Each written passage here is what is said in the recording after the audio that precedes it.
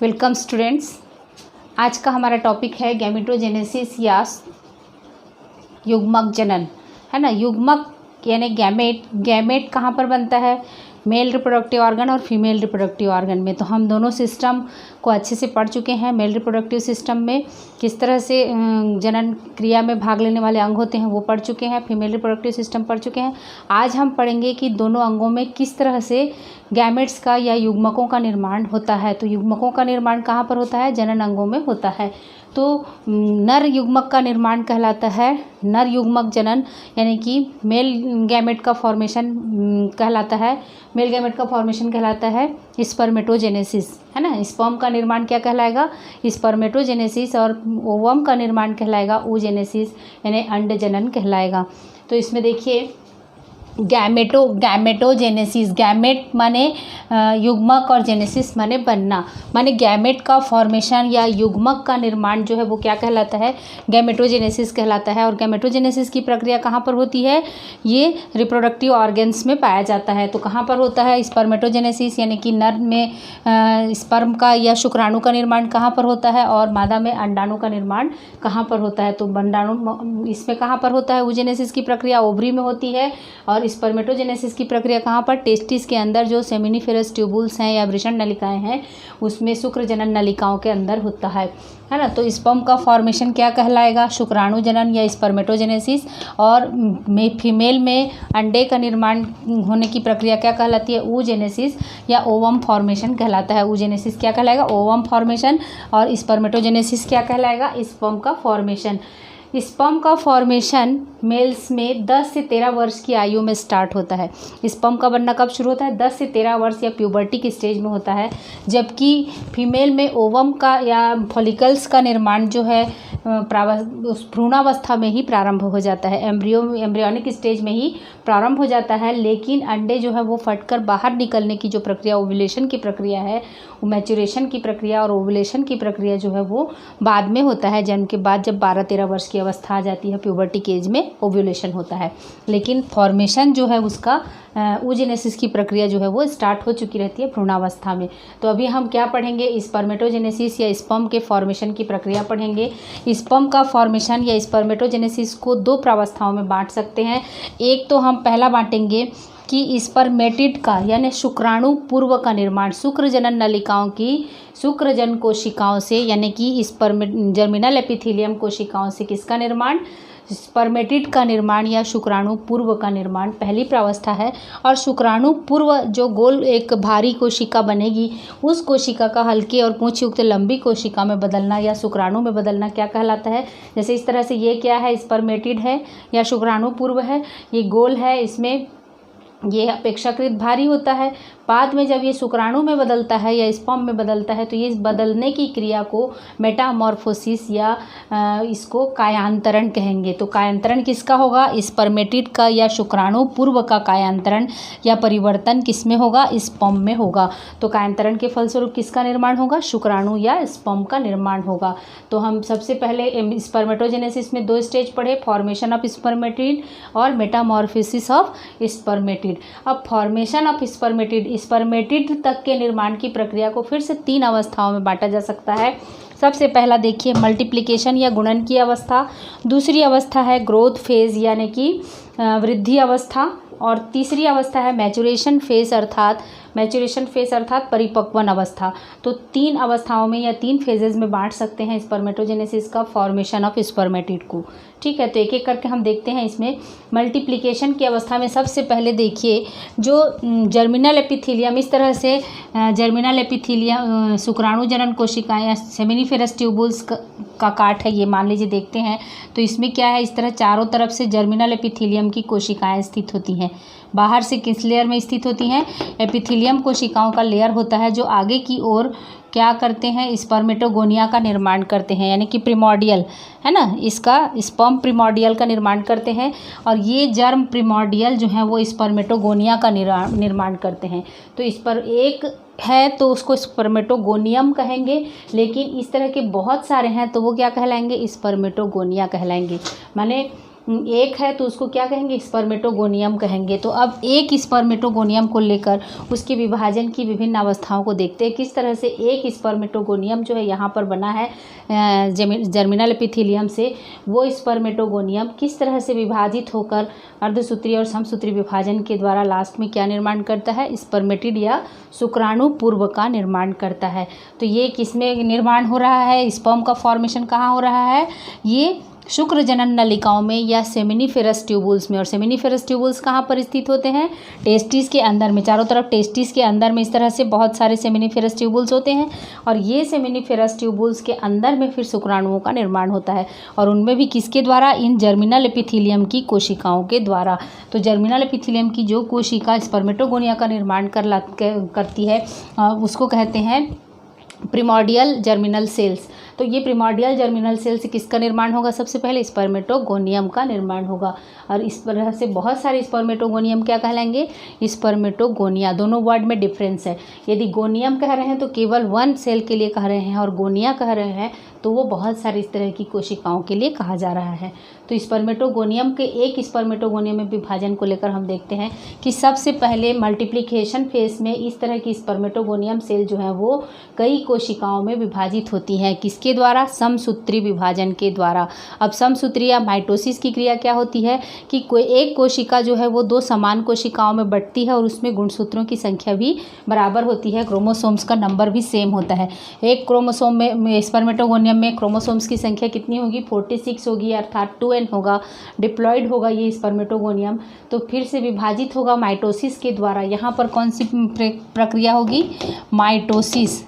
Mitosis यानी समसूत्री विभाजन। उसके फलस्वरूप एक कोशिका पहले 2 में होगी, फिर 2 किस में होगी, 4 में होगी, है ना। इस तरह से 2 4 में, 4 8 में, इस तरह से इनकी संख्या का बढ़ना क्या कहलाता है, मल्टीप्लिकेशन या गुणन कहलाता है। तो इसमें गुणसूत्रों की संख्या या क्रोमोसोम्स की संख्या में कोई डिफरेंस नहीं है, सिर्फ 2n यानी कि डिप्लॉयड ही होते हैं। गुणसूत्रों की संख्या कितनी होगी, 46 ही होगी। तो पहला स्टेज क्या हो गया, संख्या में वृद्धि करना या मल्टीप्लिकेशन, किसका, जर्मिनल सेल्स का। जर्मिनल एपिथेलियम सेल्स जो स्पर्मेटोगोनियम बनाए हैं वो स्पर्मेटोगोनियम का संख्या में वृद्धि करना पहला फेज कहलाता है मल्टीप्लिकेशन, है ना। और मल्टीप्लिकेशन के फलस्वरूप जो कोशिका बनती है वो कोशिका कहलाती है प्राइमरी स्पर्मेटोसाइट, है ना, प्राथमिक स्पर्मेटोसाइट कहलाता है। प्राथमिक स्पर्मेटोसाइट्स में से कोई एक जो है वो ये आकार में जब वृद्धि कर लेती हैं तब ये कहलाता है ग्रोथ फेज, है ना। ग्रोथ फेज के बाद देखते हैं, ग्रोथ फेज के बाद इसमें अगला जो स्टेप होता है उसमें क्या होता है, अर्धसूत्री कोशिका विभाजन होता है, और जिसमें गुणसूत्रों की संख्या प्राइमरी स्पर्मेटोसाइट्स में दुगुणित होती है या 46 होती है, वो आगे की ओर अर्धसूत्री कोशिका विभाजन होगा। और सूत्री कोशिका विभाजन के द्वारा या मियोसिस के द्वारा गुणसूत्रों की संख्या आगे जो 2 कोशिकाएं बनेंगी उसमें आधी हो जाएंगी। हम जानते हैं कि अर्धसूत्री कोशिका विभाजन में क्या होते हैं, 2 फेजेस होते हैं। पहला फेज में जो होता है गुणसूत्रों की संख्या आधी हो जाती है, और दूसरे फेज में फिर सेम होता है, माइटोसिस के समान डिवीजन होता है। तो पहले फेज में क्या होगा, गुणसूत्रों की संख्या आधी हो जाएगी, एक प्राइमरी स्पर्मेटोसाइट से 2 कोशिकाओं का निर्माण होगा, और ये कोशिकाएं कहलाएंगे सेकेंडरी स्पर्मेटोसाइट। और इनमें गुणसूत्रों की संख्या कितनी हो जाएगी, आधी हो जाएगी। 46 है तो इसमें क्या हो जाएगा, 23 हो जाएगा। उसके बाद सेकेंड मैचुरेशन डिवीजन आएगा और मियोसिस सेकेंड कहलाएगा। ये मियोसिस सेकेंड मैचुरेशन डिवीजन कहलाएगा। इसके फलस्वरूप ये कोशिकाएं जो हैप्लॉइड हैं इसमें फिर से 2 कोशिकाएं बनेंगी, और इनमें गुणसूत्रों की संख्या समान होगी, क्योंकि यहाँ पर डिवीजन कैसा होगा, माइटोसिस डिवीजन होगा या समसूत्री विभाजन होगा जो उसी के समान होगा, लेकिन फेज किसका होगा, मियोसिस सेकेंड होगा। तो इसमें गुणसूत्रों की संख्या कितनी हो जाएगी, 23 होगी, यानी हैप्लॉइड होंगी। और इस तरह से एक स्पर्मेटिड सेल से पहले 2 बने जिनमें गुणसूत्र की संख्या आधी थी, फिर उसके बाद 4 बने। तो कुल मिलाकर एक प्राइमरी स्पर्मेटोसाइट से कितने स्पर्मेटिड का फॉर्मेशन हो रहा है, 4 स्पर्मेटिड या शुक्राणु पूर्व कोशिकाओं का निर्माण हो रहा है जिनमें गुणसूत्रों की संख्या आधी है। अब आगे ये जो स्पर्मेटिड या शुक्राणु पूर्व हमें प्राप्त हुआ है ये अचल होता है, नॉन मोटाइल होता है, और फीमेल के यूटेरस में मूव करके फैलोपियन ट्यूब तक पहुँचने के लिए इनको चल होने की आवश्यकता है। तो चल होने के लिए फिर इनमें फ्लैजिला का फॉर्मेशन होना है। तो ये गोल और नॉन मोटाइल जो शुक्राणु पूर्व है या स्पर्मेटिड है आगे जो है वो किस में परिवर्तित हो जाता है, स्पर्म में परिवर्तित होता है। तो मेटामॉर्फोसिस क्या कहलाएगा, शुक्राणु पूर्व या स्पर्मेटिड से शुक्राणु या स्पर्म का निर्माण क्या कहलाएगा, मेटामॉर्फोसिस ऑफ स्पर्मेटिड कहलाएगा। तो आगे देखते हैं कि ये प्रक्रिया किस तरह से होती है। देखिए अभी क्या देखना है, मेटामॉर्फोसिस ऑफ स्पर्मेटिड यानी शुक्राणु पूर्व से शुक्राणु में परिवर्तन किस तरह से होता है, वो प्रक्रिया कहलाती है मेटामॉर्फोसिस ऑफ स्पर्मेटिड। तो उसमें सबसे पहले देखिए इस तरह से गोलाकार अंडाकार संरचना था, गोलाकार सेल था, एक कोशिका था शुक्राणु पूर्व, सिंपल एक कोशिका था शुक्राणु पूर्व, वो स्पर्मेटिड कहलाता था, है ना। स्पर्मेटिड पहले क्या होता है मेटामॉर्फोसिस की प्रक्रिया में, ये स्पर्मेटिड पहले लंबाई में वृद्धि करता है इस तरह से, है ना। ये गोल था, गोल संरचना जो है वो क्या होता है, पहले लंबाई में वृद्धि होता है। उसके बाद इसमें जो कोशिका में यहाँ पर सेंट्रियोल स्थित होते हैं, है ना। तो ये कोशिका दो भागों में विभाजित होकर, दो भागों में पहले क्या होते हैं, बट जाते हैं, और एक जो सेंट्रियोल है, दो सेंट्रियोल में बट गए। एक सेंट्रोसोम में दो सेंट्रियोल होते हैं, तो उसमें से एक सेंट्रोसोम जो होता है वो न्यूक्लियस के नीचे स्थित होता है, और दूसरा न्यूक्लियस से, ये लंबाई में बढ़ चुका है, न्यूक्लियस से थोड़ा दूर चला जाता है ना। दूसरा स्टेप में क्या हो गया, सेंट्रियोल का बंटना। उसके बाद फ्लैजिला या पूंछ का निर्माण। जो डिस्टल सेंट्रियोल, पहला सेंट्रियोल क्या कहलाता था, प्रॉक्सिमल सेंट्रियोल। दूसरा सेंट्रियोल क्या कहलाता था, डिस्टल सेंट्रियोल। डिस्टल सेंट्रियोल जो है वो किस में बदल जाता है, डिस्टल सेंट्रियोल से एक फ्लैजिला का निर्माण होता है इस तरह से, देखिए फ्लैजिला, और इस फ्लैजिला के चारों तरफ फिर पूंछ का निर्माण हो जाता है। फिर माइटोकॉन्ड्रियल शीथ या नेबेन कर्ण का निर्माण। इस कोशिका में जितने भी माइटोकॉन्ड्रिया थे वो सारे के सारे फ्लैजिला के चारों तरफ इस तरह से स्पाइरली अरेंज्ड हो जाते हैं और एक शीथ का निर्माण करते हैं, और वो कहलाता है माइटोकॉन्ड्रियल शीथ या नेबेन कर्ण कहलाता है। किसमें, इसमें मिडिल पीस का। फिर नेबेन कर्ण के चारों तरफ जो साइटोप्लाज्म इकट्ठा होकर ये किसका निर्माण करेंगे, ये मिडिल पीस का निर्माण करेंगे। तो जितना दूर में माइटोकॉन्ड्रिया स्थित है और नेबेन कर्ण स्थित है वो हिस्सा कहलाएगा मिडिल पीस। और हेड इस तरह से लंबा अंडाकार हो गया है, और इसके अंदर न्यूक्लियस है, और न्यूक्लियस के अंदर में फिर साइटोप्लाज्म भरा हुआ है। उसके बाद देखिए गोल्जी बॉडी से एक्रोसोम का निर्माण। यहाँ पर हेड का निर्माण हो गया, माइटोकॉन्ड्रियल शीथ से मिडिल पीस का निर्माण हो गया, फ्लैजिला से इधर टेल का निर्माण हो जाता है ना। फ्लैजिला के चारों तरफ इस तरह से साइटोप्लाज्म इकट्ठा हो जाता है और वो टेल का या पूंछ का निर्माण करते हैं। उसके बाद देखिए गोल्जी बॉडी से एक्रोसोम का निर्माण।